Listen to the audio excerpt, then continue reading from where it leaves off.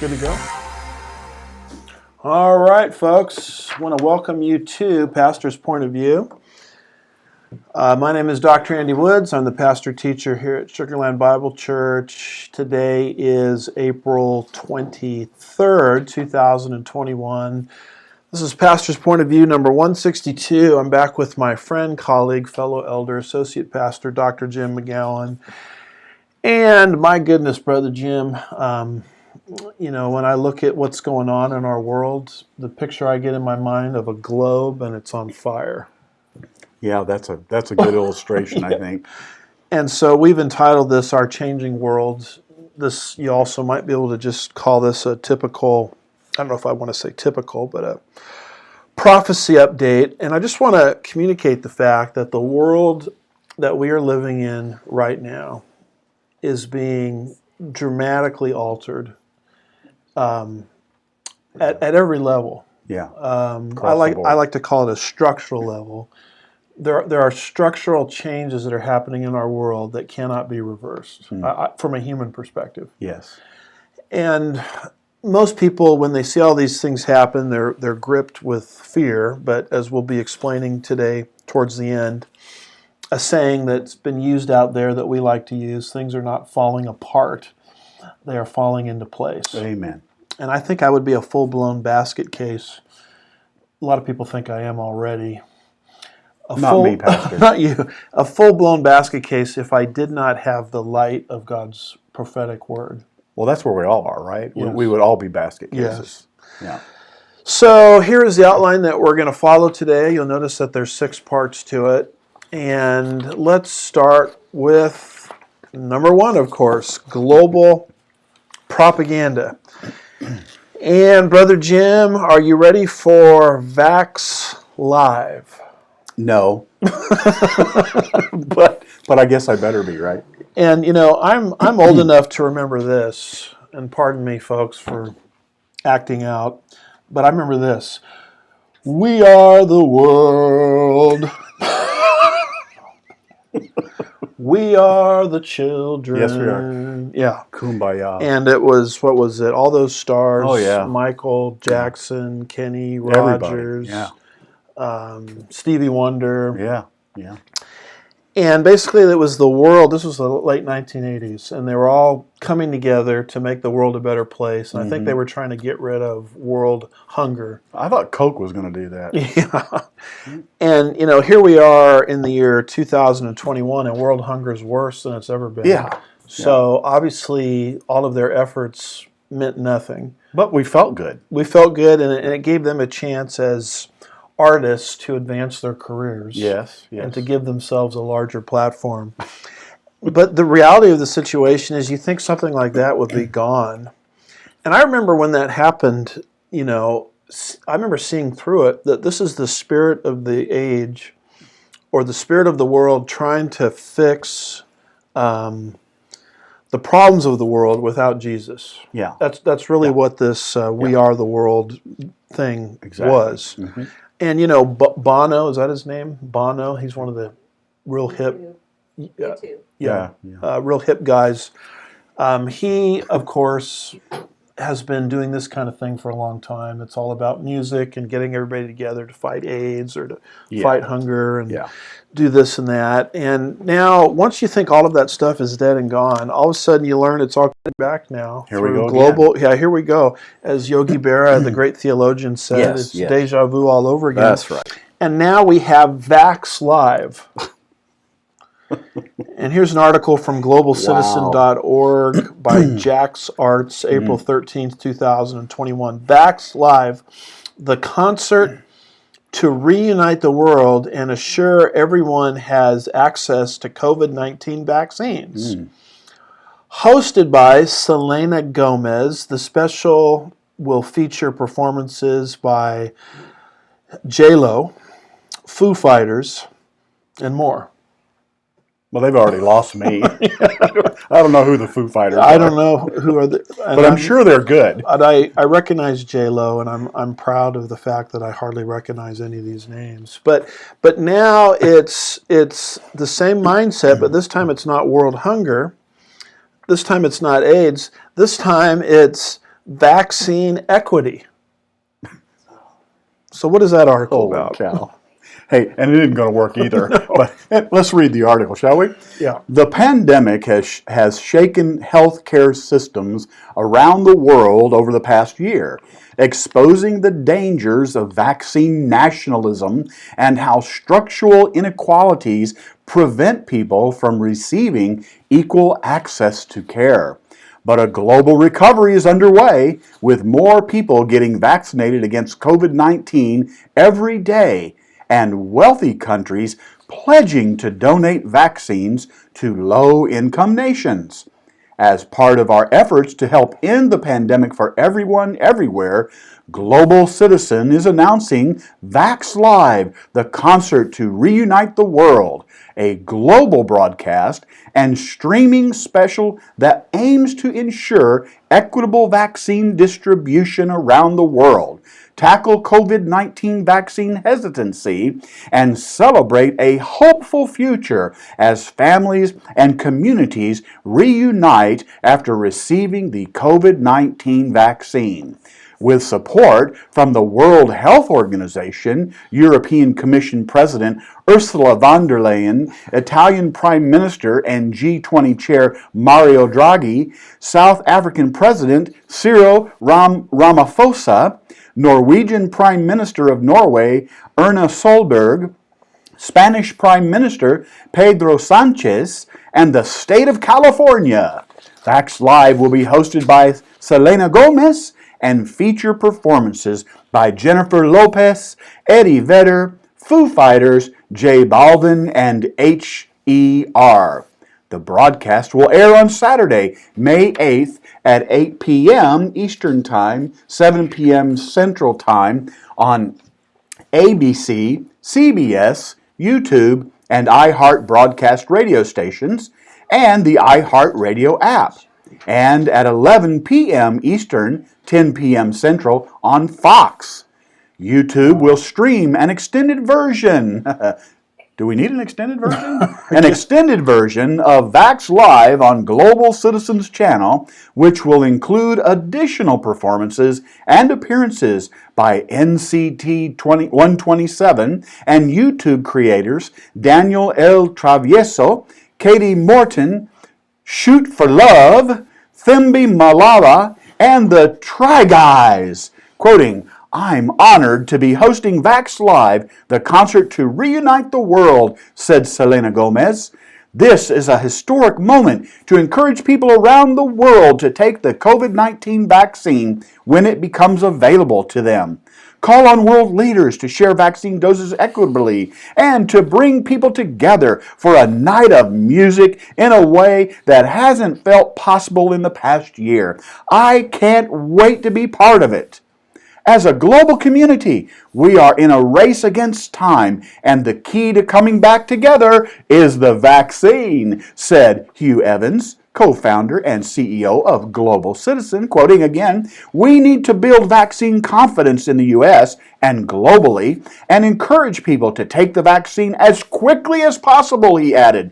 "There is a light at the end of this tunnel, but getting vaccines to everyone, everywhere, regardless of who they are or where they're from, is key to ensuring the end of this pandemic around the world.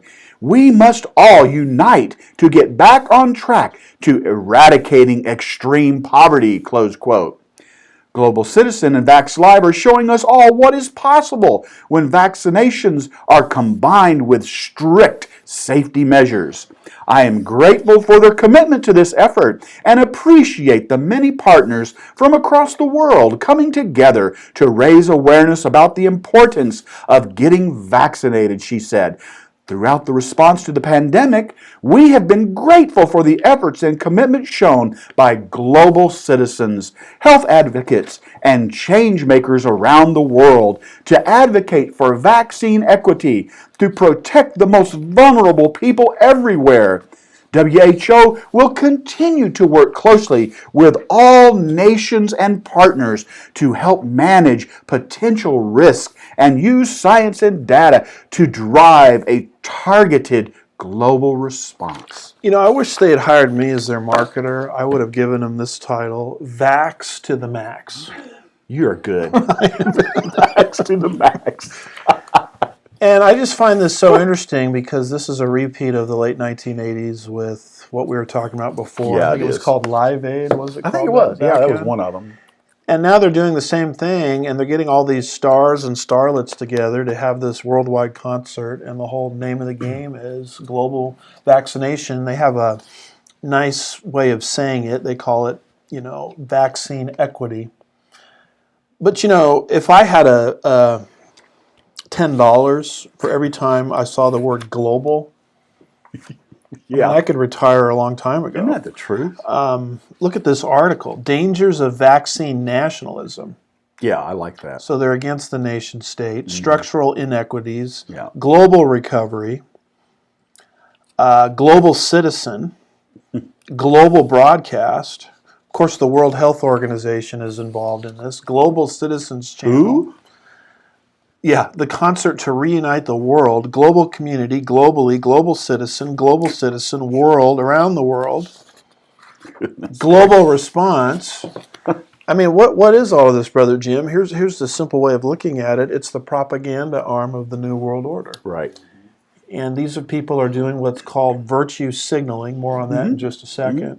Yep. But get all these stars and starlets together because it's hip and it's cool to have this global vaccination. And this is a global problem, so it requires a global response. What is Pastor, this? I'm sorry, but you know please. what keeps going through my head as I was reading this was the expression useful idiot. Yes. Useful idiot. Yeah. We have a bunch of very wealthy, very popular, very famous useful idiots. Just like we had them back at the end of the 1980s. Exactly. Yeah. Exactly. And by the way, a useful idiot is not a pejorative. Yeah. Look it up. It's got a historical meaning. It's what Stalin called people of high influence that you could use to advance your own agenda. Mm-hmm. And of course, once the globalists get power, the useful idiots are the first ones to be shipped off to the internment camp somewhere. Exactly. Yeah. So be aware of what's happening. This is what your kids are being taught. This is that they're trying to reach you through all of these, social media means, and they're trying to convince everybody that global vaccination is the only way to go. And there's a lot more we could say about it. God help us. But one of the things that's very important to understand is as this propaganda is going out all over the world, what is going on to Roman numeral 2 here, what is being eradicated is individual rights. I'm going to call these inalienable rights. Global destruction of human rights. Yes. And we have this article here related to the European Court of Human Rights. And they just came out with a major ruling. Actually, we have a picture of that court. This is them sitting, European Court of Human Rights, as they're making their decision. And they just came out with a major ruling. Most people don't know about this ruling. But we have this article here from the westernjournal.com, and the title of it is Human Rights Court Gives Nearly Unanimous Support in Ruling for Mandatory Vaccines. Wow. Mandatory. April 10th, 2021 by Issa Cox. Now, the case that they ruled on doesn't specifically deal with the COVID issue, but the precedent is set now where it could easily be applied to the COVID issue. And anybody that wants to say no to the vaccine on the basis of individual human rights that's under the jurisdiction of this European Court of Human Rights no longer has legal protection. Wow. So just with a stroke of a pen, internationally, the right to resist the vaccine is now taken away. Wow. So notice what's being said here. And by the way, if this is true, the only thing left to protect us if we don't want to take the vaccine is the United States Constitution. Right. And it, as we'll talk about in just a moment, too, is being eroded. Yes. But anyway, what does this article say? All right. The European Court of Human Rights has sided with the Czech Republic's compulsory vaccination law after it was challenged by a number of parents who argued that the state requirements violated their right to privacy. The case had been brought forward by the families after their children were denied entry to preschool because they were not fully vaccinated against poliomyelitis, hepatitis B, tetanus, measles, mumps, rubella, diphtheria, whooping cough, and pneumococcal infections, Euronews reported. Now, this ruling involved compulsory childhood vaccinations, but of course the implications for the novel coronavirus vaccine are certainly being considered. Nicholas Hervu, a legal expert in ECHR cases, warned that the ruling reinforces the possibility of compulsory vaccination against the COVID-19 virus, as cited by Euronews. Across the pond, the already adamant debate surrounding vaccines has reached fever pitch as very real discussions on things like vaccine passports are being discussed, and civil libertarians of a variety of ideological persuasions are growing concerned. Whether pro or anti-vaccine, an assumption that many often make is that the discussion on whether or not vaccines should be required and to what degree is based on the efficiency or efficacy rather of vaccines rather than the government's right to make such a requirement of its citizens. What have we learned about the experts over the last year that might give one pause when deferring to their judgment on what one must be required to do in order to stop the spread of potentially deadly diseases? For one, let's consider the notorious Dr. Anthony Fauci of the National Institute of Health, considered by some to be the patron saint of stopping the spread, and others a flip-flopping fool of a man who has failed to display any degree of expertise or consistency from day one. Who remembers when he insisted people should not be walking around wearing masks in March of 2020? Oh, how poorly this has aged over a year later as masks have become completely commonplace and millions of Americans won't even deign to leave the house without their face submissively swabbed. What's more, now he has said that we'll be wearing masks well into 2022, which is a really long time to do something that back when the virus was just starting to make its way into the general U.S. population was supposedly ineffective to prevent the spread of the virus. So here's the bottom line. The Czech Republic had a compulsory vaccination law. And the case, not involving COVID, came before this Court of Human Rights. And the Court of Human Rights basically upheld compulsory vaccination. Yes. And if they're going to uphold it here, then they're going to uphold it for mandatory COVID-19 vaccinations. Right. So whatever rights you thought you had on the international scene, and we have a lot of international viewers of our program. We do. Whatever rights you thought you had, they just got swept away by this decision by the Court of Human Rights. So you'll notice that the propaganda arm is in full swing for mandatory vaccinations. Yeah. And now the legal arm of the New World Order is in full swing as well. Wow. Now, it's not just your rights against vaccination that are being attacked. There is an aggressive war being waged against your Second Amendment freedoms. And this relates to something that Joe Biden said recently. And this is the kind of thing people ought to be paying attention to. Yes, This indeed. comes from Breitbart.com, Joshua Kaplan, April 8th, 2021. And it says this: Joe Biden declares no amendment to the Constitution is absolute in his gun control speech. Yeah.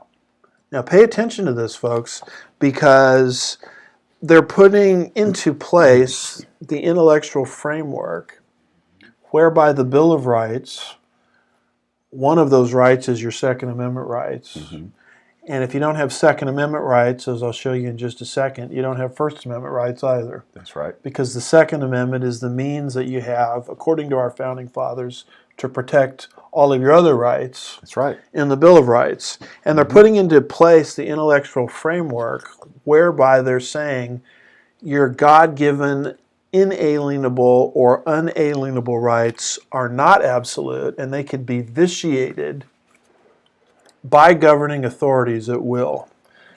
So this is not just something that's happening abroad. This is happening right here in the land of the free and the home of the brave. That's right. And notice what Biden says here in this particular article. President Joe Biden declared Thursday that no amendment is absolute while unveiling a series of executive actions targeting American citizens' Second Amendment rights. Quoting, "Today we're taking steps to confront not just the gun crisis, but what is actually a public health crisis," Biden announced in a speech at the White House's Rose Garden, claiming, Nothing I'm about to recommend in any way impinges on the Second Amendment." Wink, wink. No amendment to the Constitution is absolute, the president continued. You can't yell fire in a crowded movie theater. Recall of freedom of speech. From the very beginning, you couldn't own any weapon you wanted to own. From the very beginning that the Second Amendment existed, certain people weren't allowed to have weapons. Biden then called it bizarre to criticize his executive actions as contrary to the Constitution. As part of his orders, Biden directed the Department of Justice to write laws requiring background checks for homemade ghost guns. The president also requested the DOJ develop a model for red flag laws for states as a guideline. Additionally, he announced the nomination of gun control advocate David Chipman to lead the Bureau of Alcohol, Tobacco, Firearms, and Explosives. However, in announcing his pick, Biden referred to the federal agency as the AFT twice. Yeah, just left out a letter. Oops. What's the big deal? Yes. It's funny to watch.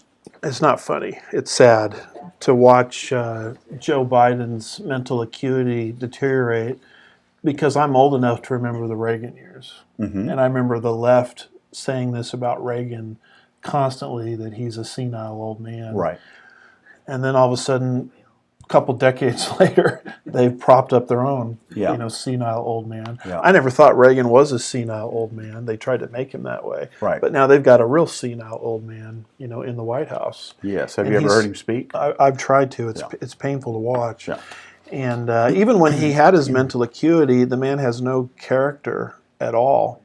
He is the man that ripped off not a part of a speech or a paraphrase of a line, but a whole speech given by another politician. Just kind of gave it verbatim and put his name on it. Yeah. And so maybe Joe Biden with mental acuity issues is better off than a fully mentally mature Joe Biden. Yeah, flip a coin. Am I going off too far here? I'm not going to touch it anymore. All right. Just go going forward. I mean, what he says here, and obviously maybe someone wrote this for him, I don't know, but your Second Amendment right is not absolute. Now, we all understand that there's always reasonable restrictions on any right. You can't shout fire in a crowded theater. We all understand that. But this is what he's proposing here with these red flag laws and all these other things that he wants to do. They're no longer reasonable restrictions. I mean, we already have ample restrictions on gun rights. Right. You're a firearms instructor. You know all about those restrictions. It never was portrayed as an absolute right. But now what he's saying is you can't even use the Second Amendment to argue against more restrictions, as if the restrictions we already have aren't enough. Yeah. And the argument that you used to be able to use, that you're infringing with my Second Amendment, even that argument is being taken away because you're called bizarre for making the argument. Right. So what is happening is the President of the United States, the leading figure of the executive branch of government is verbally attacking the concept of unalienable rights or inalienable rights. And when you do that, you attack the structure of America. You attack the foundation of America. Yes, you do. Well, one of the things about this that anyone with half a brain can see and understand is that this is just a lie that they continue to perpetuate. But you know the old saying, tell a lie enough and people begin to believe it's true. That's what they're trying to do. Just keep telling the lie about the Second Amendment. Yeah. Now, the truth of the matter is our Declaration of Independence. We like to go back to America's founding documents because those are the plumb line that you can use to tell if your country has gone off course or not. Right. And very clearly, our founding fathers were wise enough. Here's Thomas Jefferson in the Declaration of Independence talking about the laws of nature and nature's God. We hold these truths to be self-evident that all men are created equal, and he calls God the supreme judge of the world. Yes. With firm reliance on the protection of divine providence. But the most important thing is we, as creatures of God, are endowed by our Creator with certain unalienable rights. Exactly right. Now, in that word alienable, you'll see the word lien. You know, if I have a lien, Brother Jim, against your property, you don't own the property. I own the property. Right. So if you sell the property, I get the proceeds. So when they said unalienable rights, what they're saying is rights without a lien. Because they're given from above.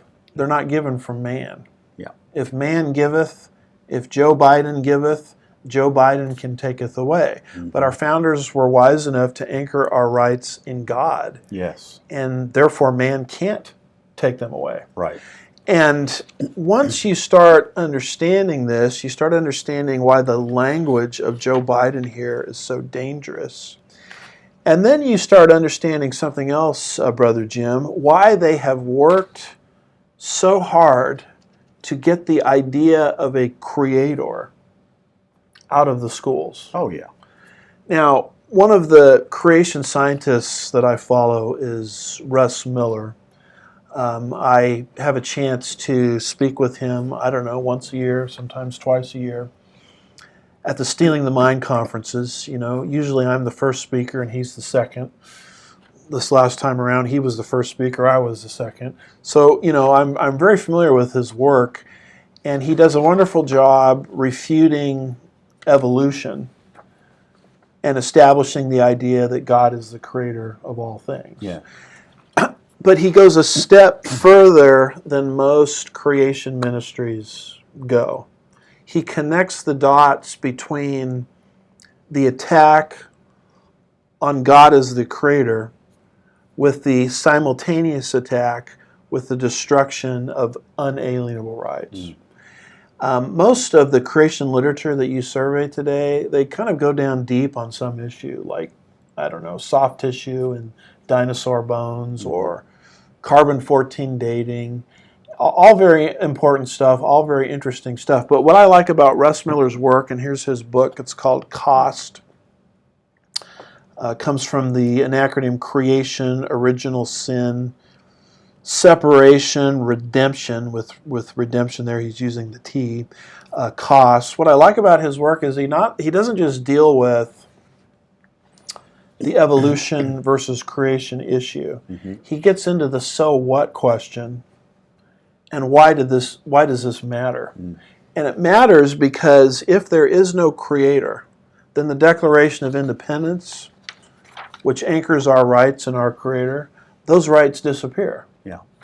I mean, you can't have unalienable rights from a creator if God doesn't exist, because evolution is true. Exactly. And in his book, and here's kind of an updated reprint of it. I think this was published by my friend Bill Perkins of Stealing the Mind. On page 172, I believe I want to say it's chapter 14. He has a whole section here on the theft of America's Christian heritage. Now, you almost never see anything like this in creationist literature. Yeah. The late Henry Morris would put in things like this. But most of the modern guys I've discovered are so specialized that they're not connecting the dots for people. And one of the things I like about Russ Miller's work is he connects the dots and says, look, if we don't have God, we can't have unalienable rights. And so the Marxists, to get rid of unalienable rights, which they have to do to bring in maximum government, had to get rid of the idea of God being taught in the classroom a long time ago. Yeah. And so notice what he says here in his book, page 173, from his book, The Cost. What does he say there? All right, quoting here. The primary attack upon the history of the United States has been focused on the biblical provider of the country's freedoms. Think about it. Undermine a child's faith in the existence of a loving creator with whom we need to be reconciled, and you also destroy that child's faith that there is a creator who endowed them with their rights. Many generations of dedicated humanists have devoted their lives and resources to gain the stranglehold they now have on public education in the United States of America.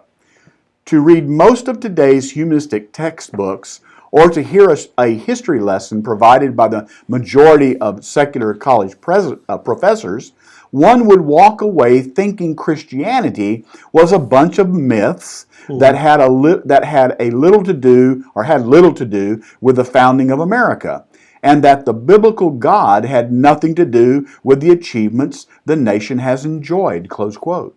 So I remember, Brother Jim, when I was coming of age as a Christian, there was a guy named John Pelosa, biology teacher in high school, a public high school out in San Juan Capistrano, California area, not far from where I grew up.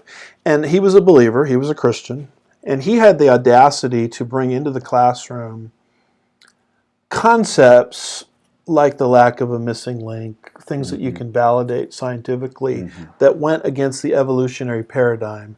And once he started to do that, the world blew up for him.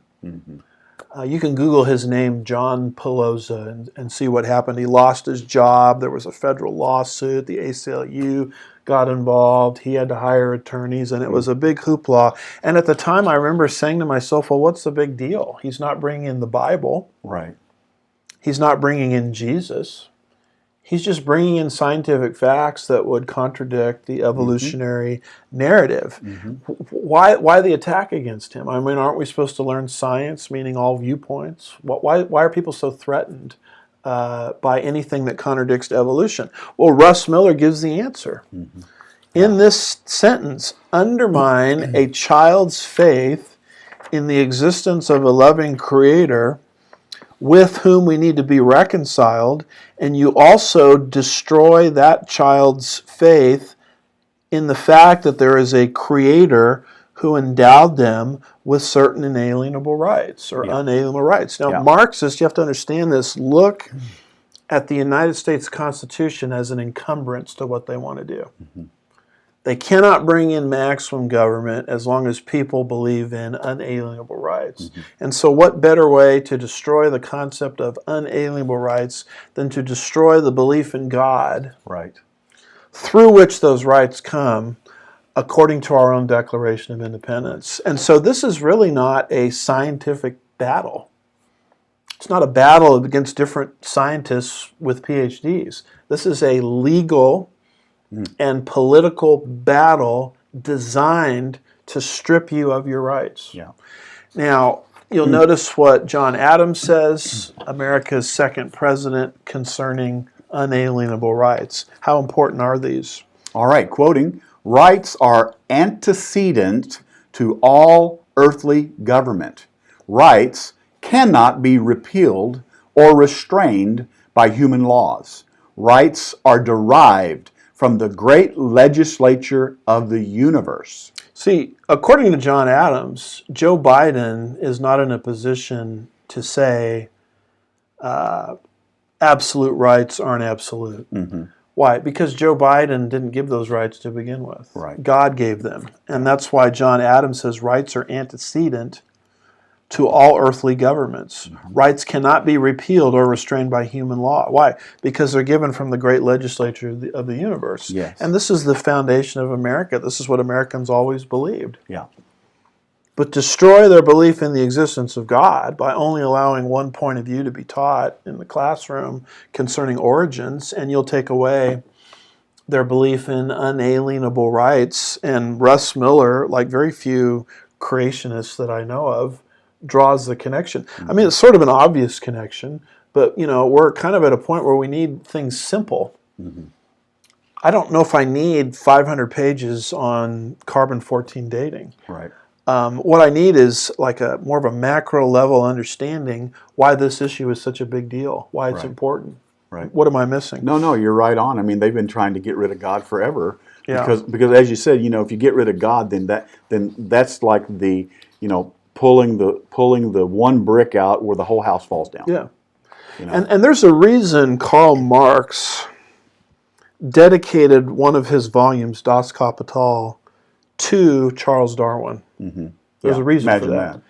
Yeah. Because Darwin gave Marx the philosophical, scientific basis, if I can call it that, for bringing in his political philosophy. The ultimate goal is politics here. Yeah. And they're using so-called science to advance a political agenda. Well, he was able to use Darwin as a false authority. Yes. But of course, nobody was going to question that. Right. But it was a false authority, but it worked for his system. Right.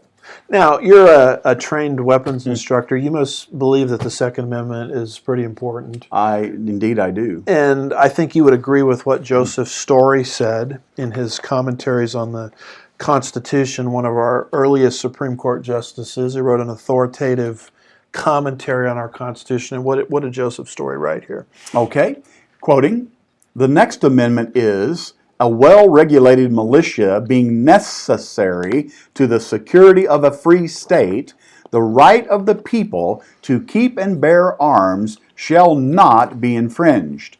The importance of this article will scarcely be doubted by any persons who have duly reflected upon the subject.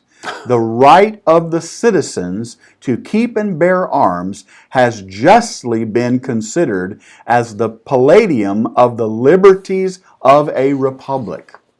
And there's a second part. And the second part of that, "Since it offers a strong moral check against the usurpation and arbitrary power of rulers, and will generally, even if these are successful in the first instance, enable the people to resist and triumph over them. There is certainly no small danger that indifference may lead to disgust, and disgust to contempt, and thus gradually undermine all the protection intended by this clause of our National Bill of Rights." Now, this was published in 1833, not long after our Constitution was accepted, adopted, ratified. He's commenting here in his commentary on the different amendments to the Constitution, and he says, everybody knows the Second Amendment's important, and those who don't never really have thought about the subject. They haven't thought enough.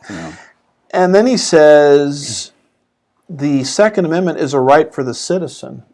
It's not a right for some well-regulated militia. No. It's a right for the individual citizen. And he says we need this not so you can go hunting regularly, although I don't have any particular problem with hunting. He says you need this not so you can keep crime low in your neighborhood or defend yourself if a robber comes into your house. All of which are good things, and I would support self-defense in that regard. Sure. But he specifically says it offers a strong moral check against the usurpation and arbitrary power of rulers. So what he's saying is you need this to keep yourself free from tyrannical government. That's why the Second Amendment is there. And I like what he calls it here. He calls it a palladium of the liberties of a republic. In other words, if you don't have a Second Amendment, you don't have the means necessary to enforce the First Amendment. Exactly. Or the Fourth Amendment. Or the Fifth Amendment. Yep. And he says, God forbid if we ever reach a point in American history where this is gradually undermined. Mm-hmm. And I would say it is undermined when you look at statements by Joe Biden saying it's not an absolute right. Yeah, can I just make a quick comment? Absolutely. Folks, if you don't have a copy of these slides, go back and write it down somewhere. It comes from the commentaries on the Constitution of the United States, but the point I want to make is when he says it's the right of the citizen, one of the big arguments that the anti-Second Amendment mob says is that, it has nothing to do with the citizen. It has to do with militias. Yes. No, it says the right of the citizen. Yeah. That's you individually, me individually, you individually. See, the First Amendment protects me against the government. Yes. As does the Fourth Amendment and the Fifth Amendment and the Eighth Amendment. Exactly. And all of them, quite frankly. Yes. So for someone to say that the Second Amendment is just talking about some kind of well-regulated militia and has nothing to do with the private citizen is to take the Second Amendment and yank it totally out of context. Yeah, exactly right. And interpret it in a way that's inconsistent with all the other That's amendments. Exactly right. Yeah. Exactly and right. So look at how this inalienable rights concept is being eroded. Now here is Janet Reno.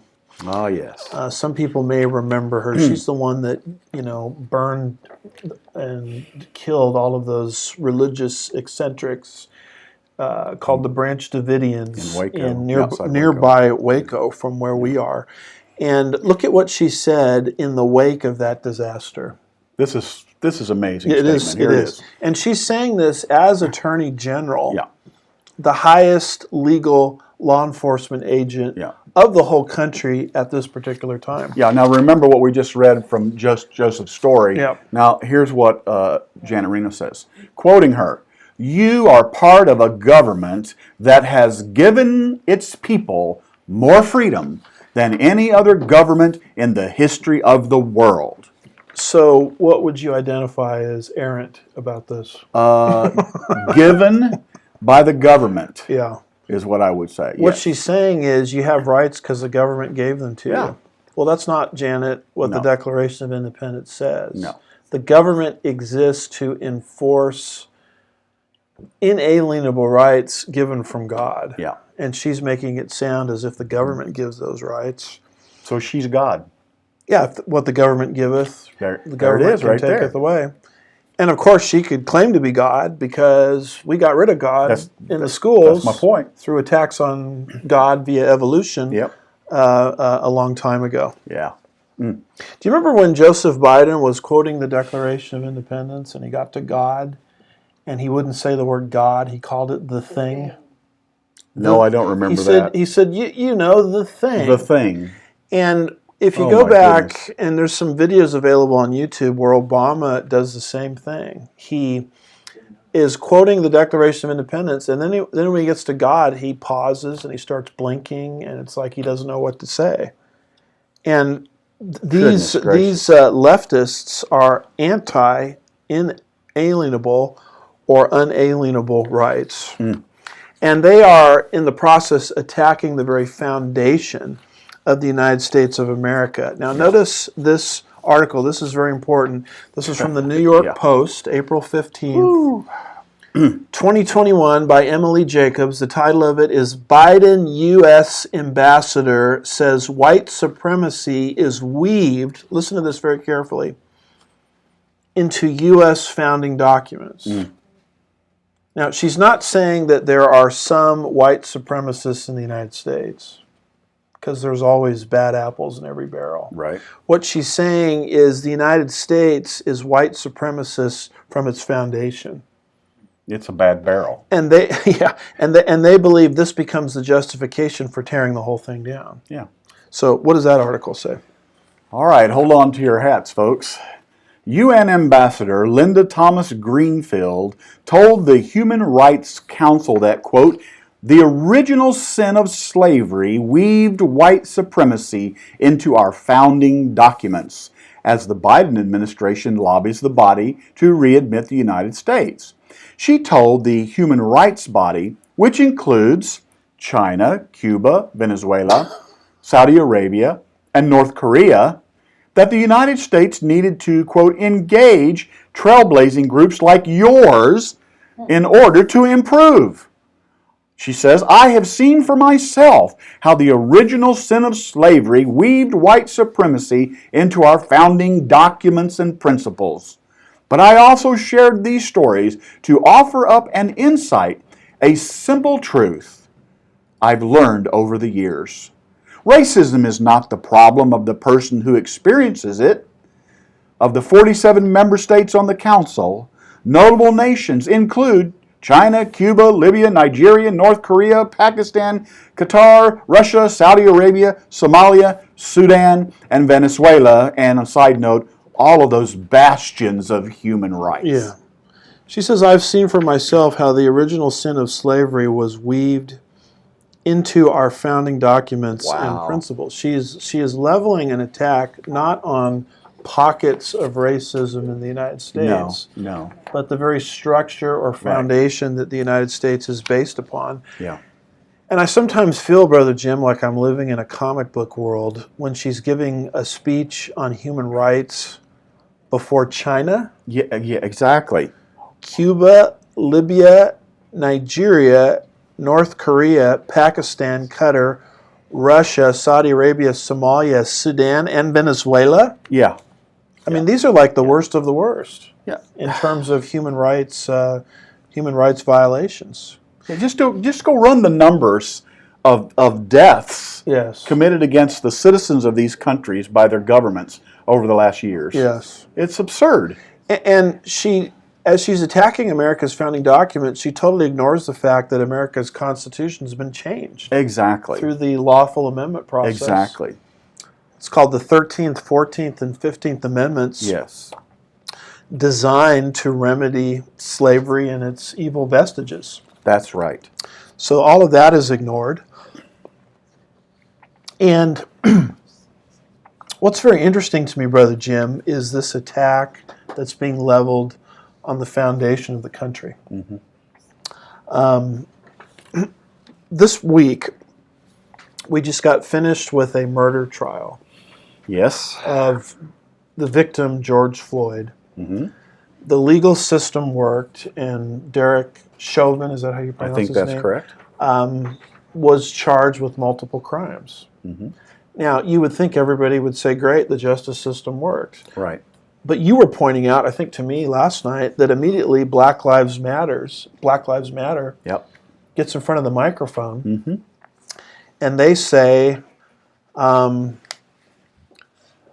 this is just the beginning. This is just the beginning. Yeah. Justice is not done yet. Yeah. And then you have LeBron James, who tweets out a tweet against a white cop that did his job. Yes. Attorney LeBron James, right? Yeah, attorney. Yeah. This white cop who did his job to prevent a murder. Yes. He tweets out concerning this white cop something to the effect of, you're next. Yeah. Yeah. In other words, what we did to Derek Chauvin, we're going to do to you. Yeah, and oh, by the way, the cop actually saved the life of a black teenager. Yes. But that was left out. That was left out. So why would LeBron James, in the wake of all of this, not be satisfied? Because he's spoiled? Because critical race theory, which is what this whole thing is not about remedying pockets of racism in the United States. I don't challenge the fact that pockets of racism exist in the United States. In fact, I would argue they exist everywhere in the world. Of course they do. But what they're arguing is the foundation, and that's why I found this quote here from Thomas Greenfield to the United Nations so instructive. She is going after the foundation of America because she mentions America's founding documents and principles. Yes. So what will satisfy these people? Nothing. Nothing until the whole American plantation, as they refer to it, is burned to the ground. Exactly. And replaced with a Marxist paradigm. Right. But don't worry, Brother Jim, the Supreme Court is going to step in and they're going to protect us, right? Yeah. I wouldn't count on it because the left is now planning to pack the court. Well, that's what they said they were going to do. And we have this article here from the New York Post, April 14th, 2021, and it says Democrats plan to add 4 justices to give them a majority on the Supreme Court. What does that article say? Democrats are preparing to unveil legislation that would add 4 seats to the U.S. Supreme Court. The bill, first reported by The Intercept, is expected to be introduced in both the House and Senate on Thursday. It would be the number of seats on the High Court, it would up the number of seats on the High Court to 13 from the current 9.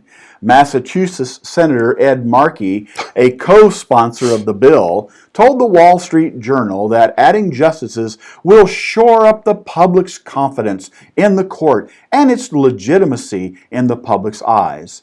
Senator Tom Cotton blasted the Dems' proposal, saying packing the Supreme Court would destroy the Supreme Court. The Democrats will do anything for power, he wrote on Twitter. The moderate left is gone, said Trump's former chief of staff, Mark Meadows. Mm-hmm. This is who they are now. Open borders, outlawing voter ID, free health care for illegal immigrants, and now court packing.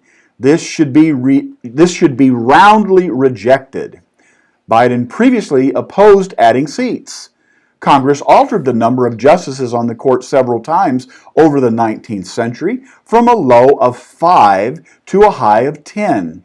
The number was fixed at 9 shortly after the Civil War. In the 1930s, President Franklin D. Roosevelt unsuccessfully sought to expand the court after conservative justices ruled against some of his New Deal policies. So Biden originally was against this. Yeah, he sure was. I've heard him say backing, but now he's in favor of it. Yeah. So the name of the game is another structural change, where they want to take the Supreme Court from 9 justices to 13. So who's going to appoint the next 4 justices? Well, Joseph Biden will make the appointments, of course. And all of those appointments will be leftist jurists. Yes. So what you'll end up with, if this, God forbid, this court packing scheme goes forward, is you'll end up with a left-leaning Supreme Court that will care less about inalienable rights. Exactly. It won't just be left-leaning. It will be activist, solidly activist left. Activist left. Yeah. And so what I'm trying to communicate is inalienable rights is disappearing at the international level. Yeah. And I've given the reasons why it's disappearing simultaneously at the constitutional level here in the United States of America. You know what's interesting about Biden saying having a gun is not an absolute right? If you ask him, well, is health care a right? Mm-hmm. He thinks that's an absolute right to have health care. Yeah. And he's very confused on the subject of rights. His rights expand the government. Mm-hmm. Universal health care for everybody.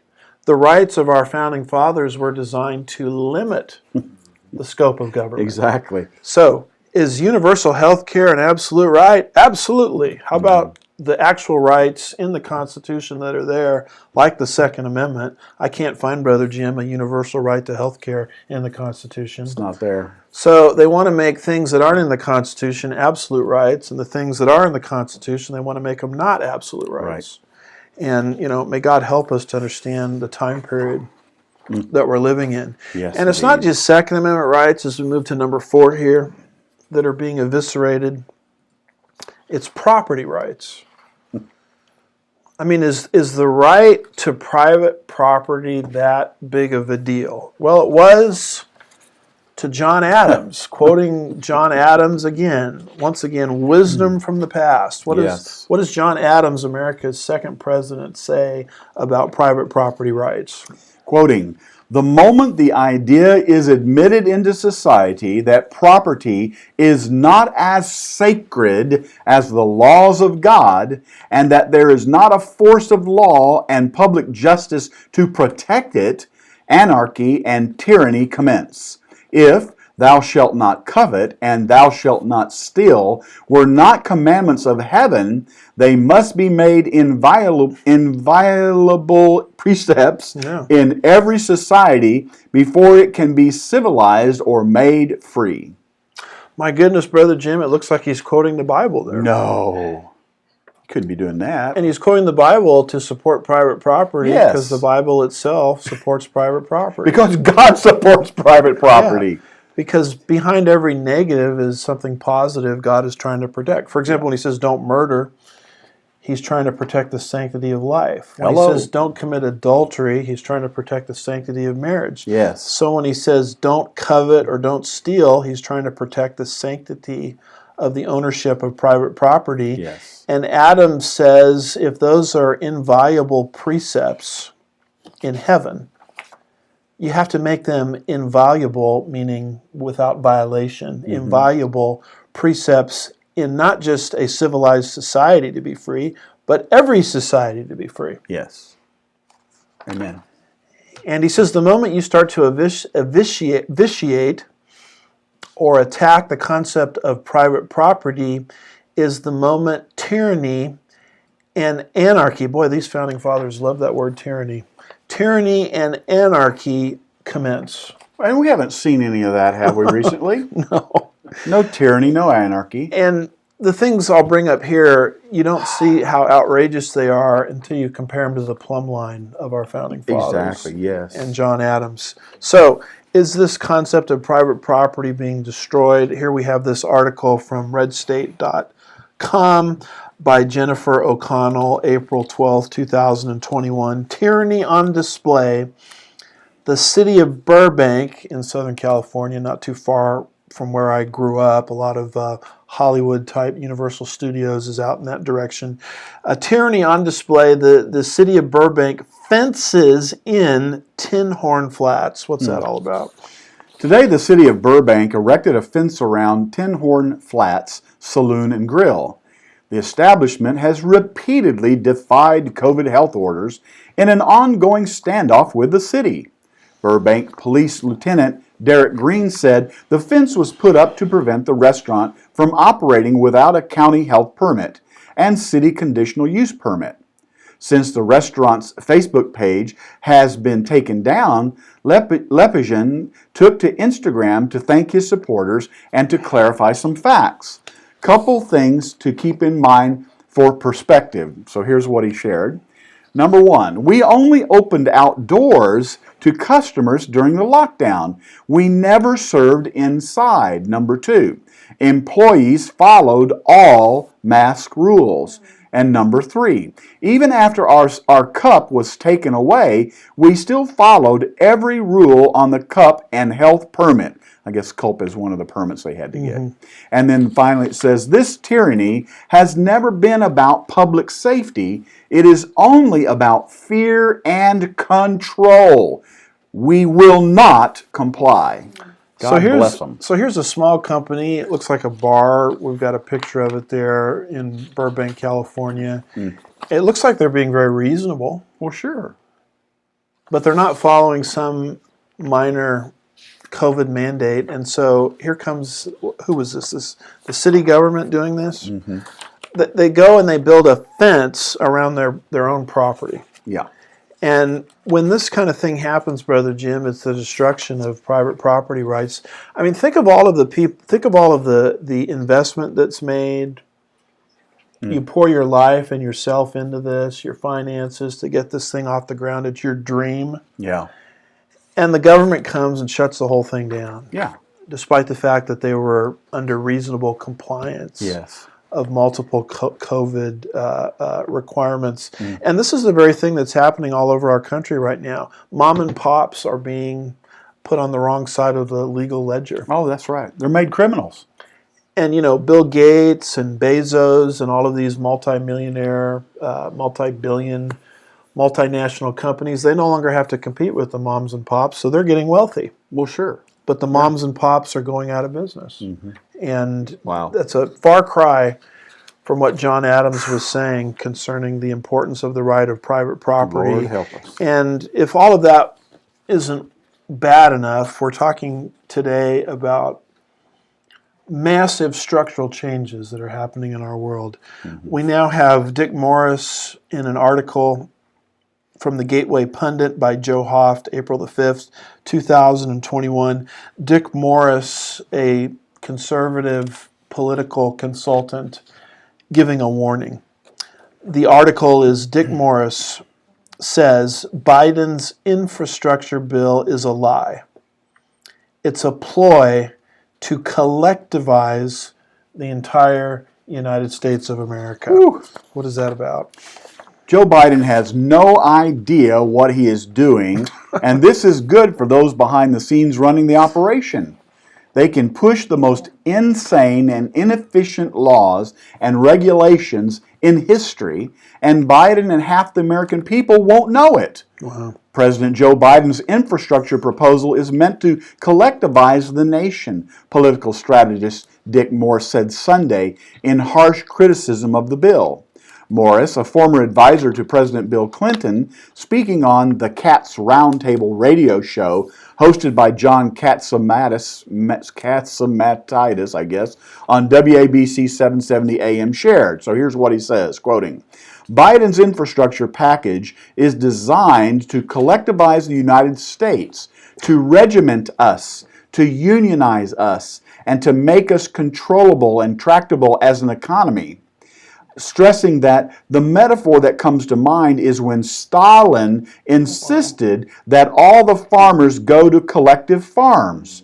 Morris cautioned that the main feature of the infrastructure legislation is that you cannot get those funds unless you unionize. Wow. Davis-Bacon will control all of that spending. You will have to have a union for your company to qualify. That's going to force the entire construction industry and huge numbers of other industries into unionization.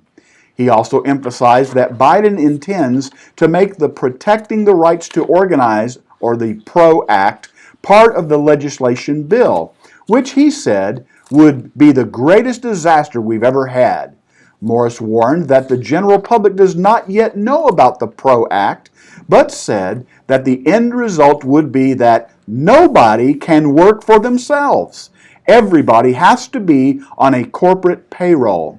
If you are a consultant or a contractor or a freelancer, you have to close up shop and become an employee of your client or the people you contract with. He said that this means that some 30 to 40 million people who make their living that way are going to have to be now on payroll, stressing that such a law is already in effect in California and has totally deformed the economy of that state. Wow. Now, Obama-Biden are right where they left off, changing the U.S. into a communist hellhole. Yeah. While the ambassador to the UN gives lectures on human rights Yeah. and how America is so terrible Yeah. to communist dictatorships. But this infrastructure bill, folks, it's a game changer. Yeah. It will collectivize the nation. It was designed to collectivize the United States. He says the metaphor that comes to mind is when Stalin insisted all the farmers go to collective farms. Yeah. He says this will be the greatest disaster we've ever had. Yeah. It's already fundamentally transformed California, and it's changing the United States into a communist hellhole. Private property rights, as we understand it, is being fundamentally altered as we speak. Well, let's go here to number 5, Brother Jim, and this has to do with microchip technology. And we have this article from the Western Journal.com by Jack Davis, April 12th, 2021. The title of it is Pentagon Scientist Unveils New COVID Biochip Planted Under the Skin. Now, we talked about this stuff not a few months ago. Yeah. In fact, if you look here, we have a picture of it. It's a very small microchip that goes into your skin, and it can determine and detect all kinds of health issues, particularly if you have COVID, etc. So COVID, again, is being used as a pretext to advance this kind of thing. Yeah.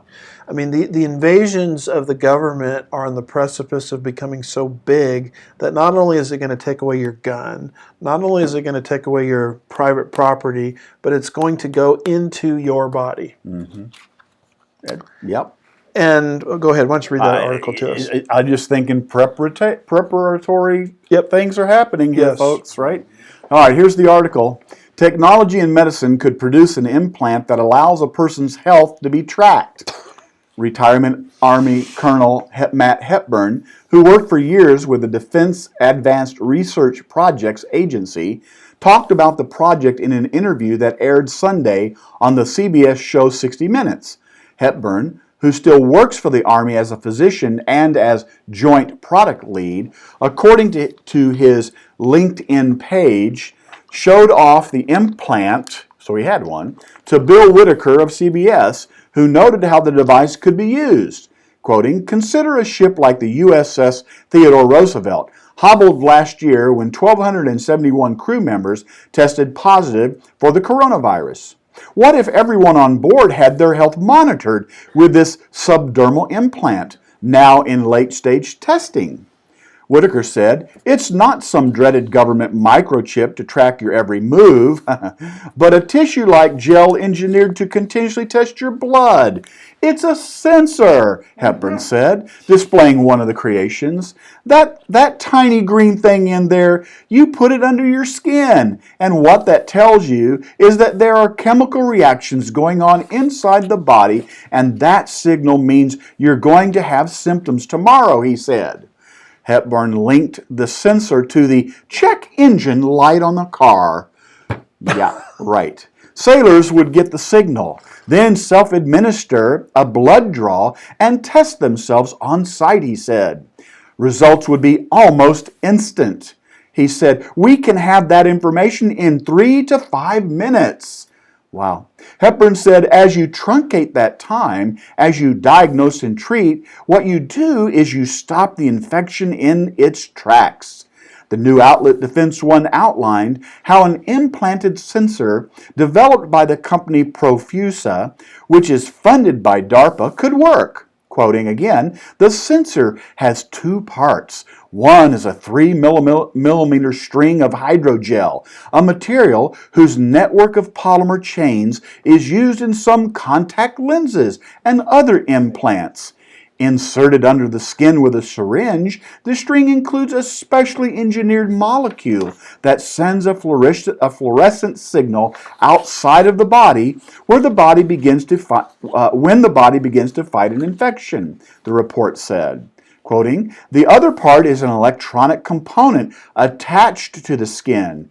It sends light through the skin, deflects the fluorescent signal, and generates another signal that the wearer can send to a doctor, a website, etc. It's like a blood lab on the skin that can pick up the body's response to illness before the presence of other symptoms like coughing." Last year, many social media users spread claims that Microsoft founder Bill Gates proposed implanting microchips in everyone to stop the coronavirus.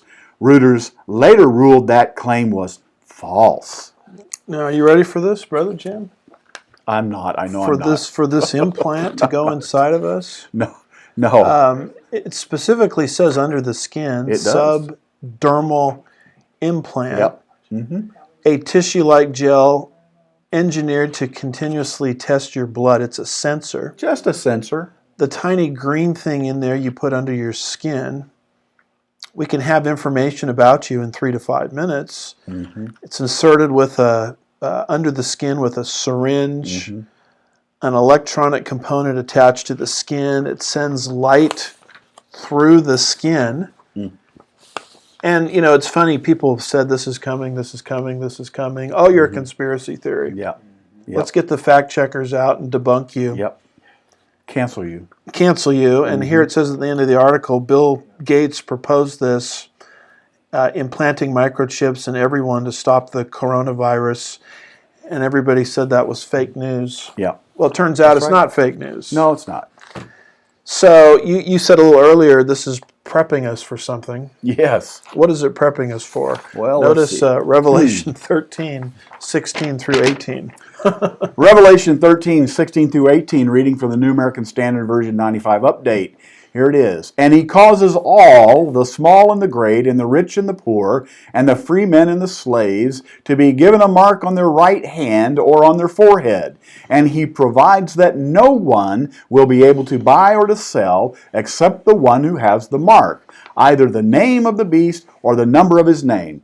Here is wisdom. Let him who has understanding calculate the number of the beast, for the number is that of a man, and his number is 666. So here's my question for the day. Does this Pentagon scientist unveiling this new COVID biochip implanted under the skin, the article that we just read, does that move us further away from the mark of the beast system or closer to it? What do you think? I think the answer is obvious. Yeah, right? duh.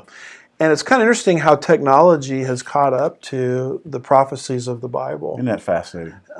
You look at technology; it never moves us further away from these prophecies. It advances us closer to the fulfillment of these prophecies. And I think, Brother Jim, there's two extremes to avoid when talking about things like this. Some people will look at something like this and they'll say, we're in the tribulation period now. Right. And they'll make it sound as if the mark of the beast system is already up and running. Mm-hmm. And we don't believe that that's true because you can't have a mark of the beast system without the beast. Exactly. And the beast can't come on the scene until the restrainer, i.e. the rapture of the church, is removed first. Yes. So we're not in the tribulation period. And so some people hyper-sensationalize it. Mm-hmm. But I've noticed other people, they just ignore it. Yeah. Or they don't want to be lumped into the first category, so they just explain it away, or ignore it, or call you a hyper-literalist for even bringing it up, or calling you a conspiracy theorist. And so what we try to do on this show is strike a balance. No, we're not in the tribulation period. No, the rapture hasn't occurred yet. No, the Antichrist hasn't showed up yet. But it's certainly moving us in that direction. It's getting us ready. And we better have our lives right with Jesus. Amen, brother. Because the rapture could happen at any moment. That's right. Time's short.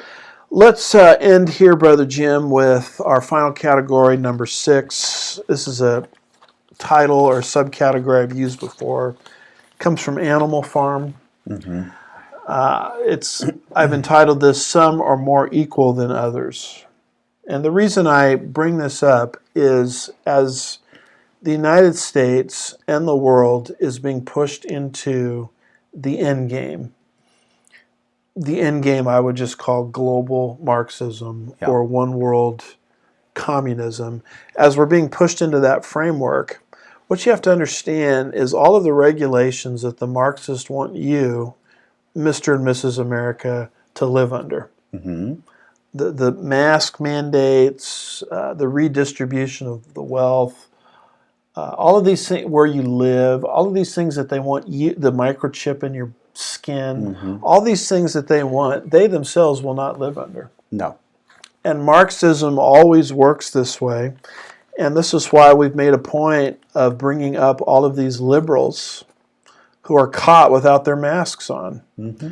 If you go back into our shows, you'll see Chris Cuomo mentioned, Dianne Feinstein, John Kerry, Nancy Pelosi, even Fauci himself. That's right.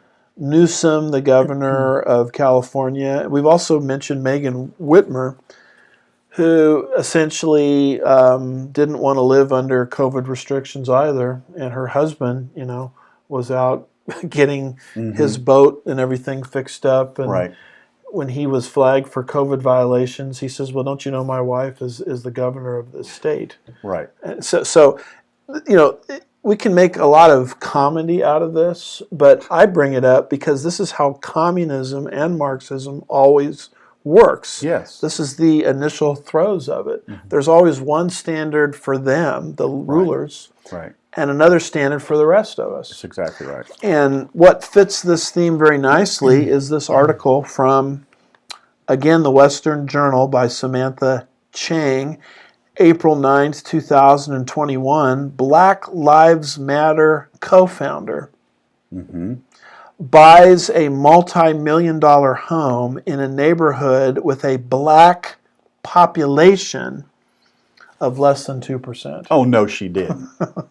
What is Believe that? What does that article All say? right, here it comes. The co-founder of the polarizing Black Lives Matter movement is under fire for buying a $1.4 million home in a posh California neighborhood that's 88% white. It's an interesting decision for Patrice Cullors, a self-professed Marxist and race-baiting activist who has paid lip service to promoting black pride. According to Dirt.com, the home is located in Topanga Canyon, an idyllic rustic neighborhood about 48 minutes outside of Los Angeles and less than 30 minutes from Tony, Malibu. Cullors' new home has 3 bedrooms and 2 baths and sits on 1/4 of an acre. The property also has a separate 1-bedroom, 1-bathroom guest house. But what's most interesting is that the BLM co-founder chose to live in Topanga, where less than 2% of the population is black. She had a lot of options on where to live. She chose one of the whitest places in California, Whitlock said. She'll have her pick of white cops and white people to complain about. That's a choice, bro. This backlash is reminiscent of when former President Barack Obama, who perfected the art of sowing racial division, purchased an $11.8 million mansion on a sprawling 29-acre property on Martha's Vineyard, which is only 3% black. Black Lives Matter said it raked in a staggering $90 million in donations last year. However, there's mounting criticism that the movement, which fomented riots across the United States, has not shared its massive haul with the black community. In a December 2020 statement, the local chapters said, quote, "Since the establishment of Black Lives Matter's Global Network Foundation, our chapters have consistently raised concerns about financial transparency, decision-making, and accountability. We believe public accountability has become necessary." Patrice Cullors became executive director against the will of most chapters and without their knowledge. Now, here's a screenshot of Jason Whitlock's Twitter feed. He's one of the first, I guess, to break this story, but it says Black Lives Matter founder buys $1.4 million home in Topanga, which has a black population of 1.4%, is what he says. Now, that's a pretty good looking ghetto right there. It's a $1.4 million home in a posh California neighborhood that's 88% white. Less than 2% of the population is black. The article goes on with Obama's property, where only 3% of the population is black, and Black Lives Matter raked in a staggering $90 million, which they haven't dispersed to the black community. Oh, they wouldn't do that. And they haven't shared this massive haul with the black community.